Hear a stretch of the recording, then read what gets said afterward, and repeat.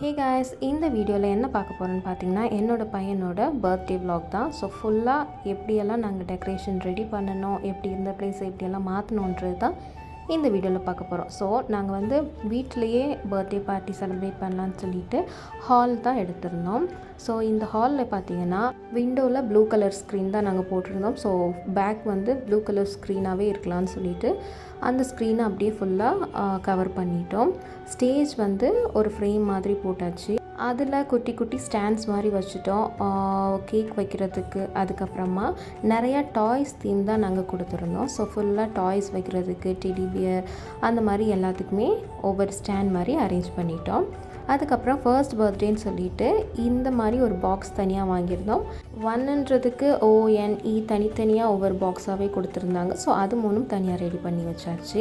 Next பார்த்திங்கன்னா தன்வந்துன்ற name colour லைட்டில் அந்த வாங்கியிருந்தாங்க. ஸோ அதுவும் ரெடியாக வச்சு நைட்டு இது மட்டும் வச்ச வாக்கில் தூங்கிட்டோம். ஸோ நெக்ஸ்ட் டே மார்னிங் எழுந்திரிச்சதும் பார்த்திங்கன்னா ரிட்டன் கிஃப்ட் கொடுக்கறதுக்காக சிம்பிளாக வந்து ஸ்நாக்ஸ் தான் வச்சுருந்தோம். ஸோ ஒரு மிக்சர், அதுக்கு மேலே வந்து இந்த மாதிரி ஒரு கடலை மிட்டாய் தான் வச்சுருந்தோம். மேலே கவரில் பார்த்தீங்கன்னா தேங்க்யூ சொல்லி ஒரு சின்னதாக ஒரு கோட் மாதிரி கொடுத்துருக்கோம். அவ்வளோதான். நாங்கள் இந்த பலூன்லாம் ரெடி பண்ணிகிட்டு இருக்கும்போது தான் என்னோடய பையன் கரெக்டாக பர்த்டே பாய் எந்திரிச்சு வந்துட்டார். ஸோ அதில் அவர் ஆட்டம் போட தொடங்கிட்டார்.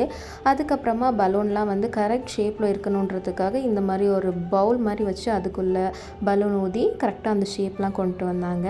ஸோ பலூன் எல்லாம் நல்லாவே ஊதினதுக்கப்புறமா பேக் ட்ராப்பில் வந்து பலூன் தான் ஃபுல்லாக எங்களோட தீம். ஸோ அதுக்காக இந்த மாதிரி பலூன்லாம் கட்டினாங்க. இதெல்லாம் நமக்கு கட்ட தெரியாது. ஸோ டெக்கரேஷன் பண்ணுறவங்க தான் வந்து இதெல்லாமே கட்டினாங்க. ஸோ ஃபைனலாக வந்து இந்த மாதிரி அழகாக ஒரு பலூன் வந்து செட் பண்ணிட்டாங்க.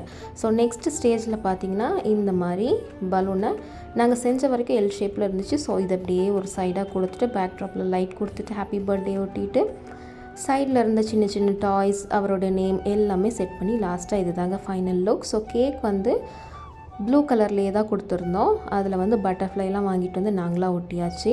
எல்லா டெக்கரேஷன் முடிச்சதுக்கப்புறம் எல்லோரும் சும்மா ஜம்முன்னு ரெடி ஆகிட்டு வந்து கேக் கட்டிங்க்கு ரெடி ஆகிட்டோம். அரௌண்ட் 1 PM போல் நாங்கள் வந்து கேக் கட் பண்ணோம். என்னோடய பையன் ரொம்ப சமத்தாகவே கேக் கட் பண்ணிட்டாரு. கரெக்டாக எடுக்கும்போது ஒரு பீஸ் கீழே விழுந்துருச்சு. அவருக்கு எல்லோரும் சேர்ந்து கொஞ்சம் கொஞ்சமாக ஊட்டி விட்டோம், நிறையாலாம் கொடுக்கல. கேக்கெல்லாம் கட் பண்ணி முடிச்சதுக்கப்புறமா ஃபோட்டோஸ்லாம் எடுத்துகிட்டு லஞ்ச் தான் ப்ரொவைட் பண்ணியிருந்தோம். Ghee rice and chicken gravy, அது கூட ரைத்தா, ஒரு ஸ்வீட், அவ்வளோதான். சிம்பிளாகவே முடிச்சாச்சு. இந்த டெக்கரேஷன்லாம் யார் பண்ணான்னு பார்த்தீங்கன்னா வேறு யாரும் இல்லை, என்னோடய ஓன் பிரதர் தான். ஆமாம், அவர் வந்து ஈவென்ட் பிளானர். ஸோ எப்படி இருக்குது இந்த டெக்கரேஷனை மறக்காமல் சொல்லுங்கள்.